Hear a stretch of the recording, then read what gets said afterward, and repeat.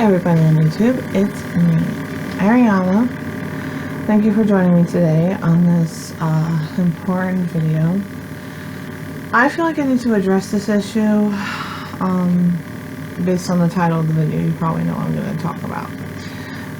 Because I personally have to go through this every single day, every single week of every single month and of every single year of my life. So we're here today to talk about all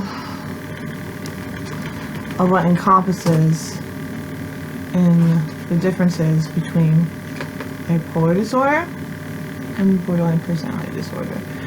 I think the first difference is pretty much very clear. Bipolar is a mood disorder, and borderline personality disorder is a personality disorder. So there's a big distinction there. Yes, the symptoms can cross over to an effect. People confuse them, saying, oh, I'm manic today, so it must be because of the borderline. Oh, I'm very depressed and low, must be because of the bipolar. They cross over, you know what I'm saying? So it's kind of easy to figure out like the similarities, but at the same time there are major differences. For example, with bipolar, I have bipolar 1, which is when you suffer from manic episodes, or sometimes you get hypomania, or sometimes you get so depressed and low, it's like the worst feeling in the world. Now, I'm not sure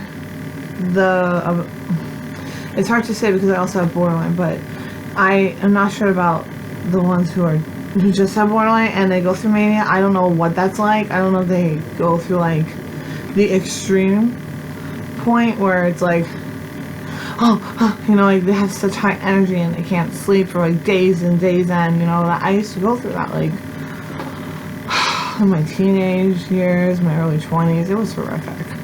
And I wouldn't wish on anyone this kind of experience, but you live and you learn, and I am thankful every day to still be here. And anyway, back to the differences and the similarities. Well, there are 9 signs of borderline personality disorder, and one of them is like risky behaviors, which you can also confuse with bipolar. You know, like reckless spending, like overeating, like the eating disorder criteria, like hyperactivity or in sex, like sexual addictions, drug addiction, alcoholic addiction. You know, it's the same criteria anyway. But yeah, so that's like pretty much like that area. Like you could confuse because of the similarities there, but at the same time there's a huge difference, because another thing you could say is like, well, how do I know if I'm bipolar, or how do I know if I'm borderline? Well, first of all, don't ask me, because I have both. So I live in this world where it's like so overlapping and confusing,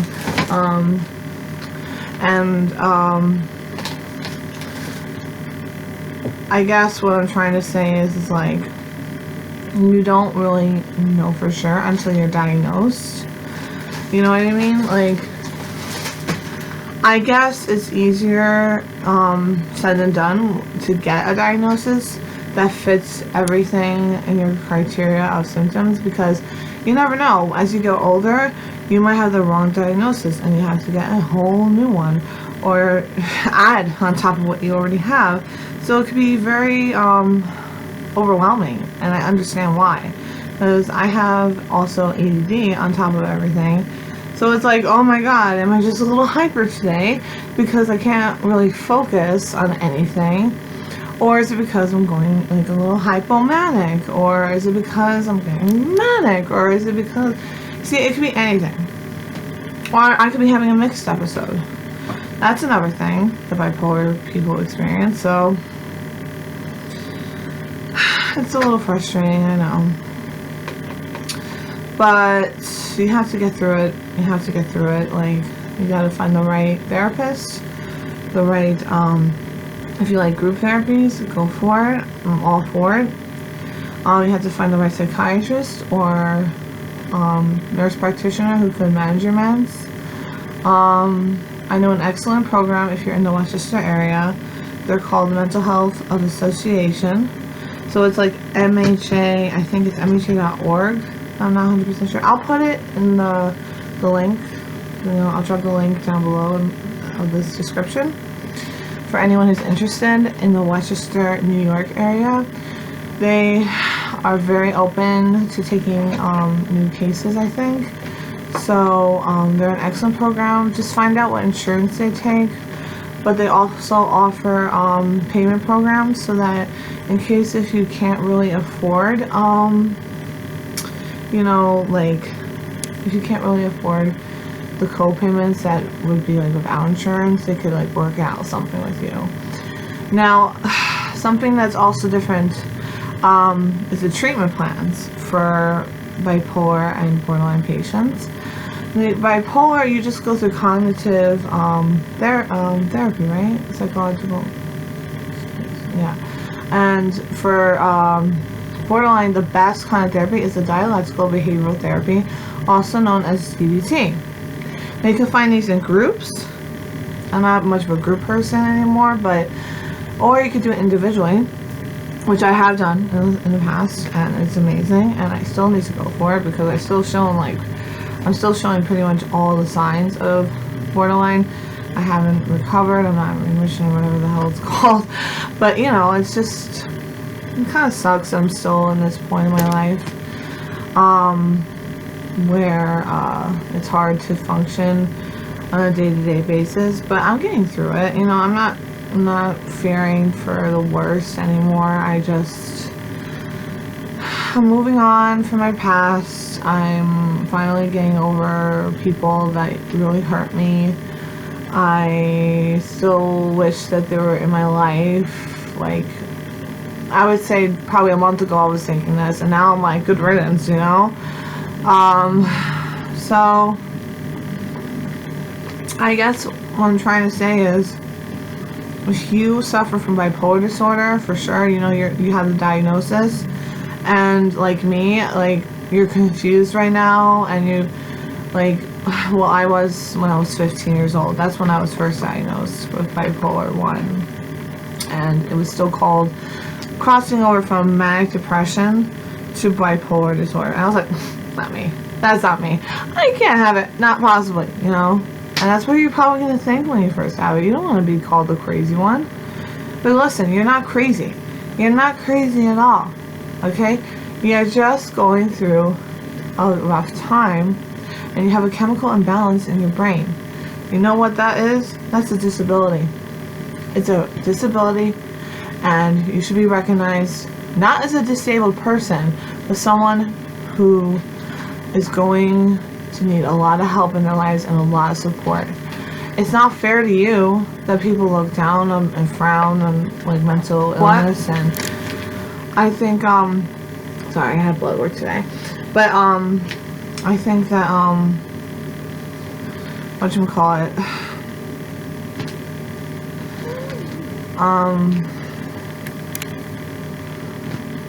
that it's gonna be hard for a while if you're bipolar. Now, if you have borderline personality disorder, it's a tough call, because like you could like recover and then fall right back. I was diagnosed with borderline personality disorder when it was still called emotional dysregulation disorder, back in when I was 18, and I really didn't know what it was, and I really didn't take it seriously, and I thought maybe like even a couple to like 6 months ago I wasn't taking it seriously, but now I have to, you know, love myself enough to realize that this is who I am, and this is like what it's gonna be like for a very long time until I get over and overcome everything that is I've been battling for years. I mean, since 2014 I've been battling, and I haven't been able to fully overcome everything because I still go through my episodes, I still go through just about anything you can think of. And you know what? It's okay, because I'm still here and you're still here, and I'm proud of you that you're watching this and you're taking the time to listen, because it's a really hard time now with COVID and other things that are presently happening in this world, in the country, and I have so much empathy for everyone, and I just hope that the time comes when we can just all get together and raise awareness for what's really important, our well-being, you know, and loving one another and giving positivity feedback instead of bringing everyone down, you know, like, oh, I'm better than you because you feel this way, and you know, it's just not healthy. And that's all I really have to say today. I haven't uploaded or kept videos uploaded on this channel for a very long time, so this will be one of the first that I'm keeping for sure, because people need to know what I go through. And it's not really an elaborate description that I gave to everyone today, but if you need more information, I will make more videos on this. I will also talk about like medications that I'm on in a future video, because there's different meds for different disorders. Like, you have to take a mood stabilizer sometimes, you have to take an antipsychotic sometimes, and antidepressant. Some people need anti-anxiety medications. Sometimes these medications don't work for everyone, but that doesn't mean you can't just stop abruptly, or if you have fear, you just can't. You can't. Cold turkey, going cold turkey on anything is always a bad idea. I'm just warning you guys. It could cause a lot of repercussions, and you could go through withdrawal, especially if you've been on it for a while. Okay, well, I love you all. Thank you so much for watching. If you want to follow my social medias, I can be found as pretty much anything under Meowser Airy. And my channel here on YouTube is Meowser Loves Airy, so just take away the loves part and you'll find me pretty much anywhere. Alright, well, thank you so much, and you guys take care and stay safe, and that's it. Bye.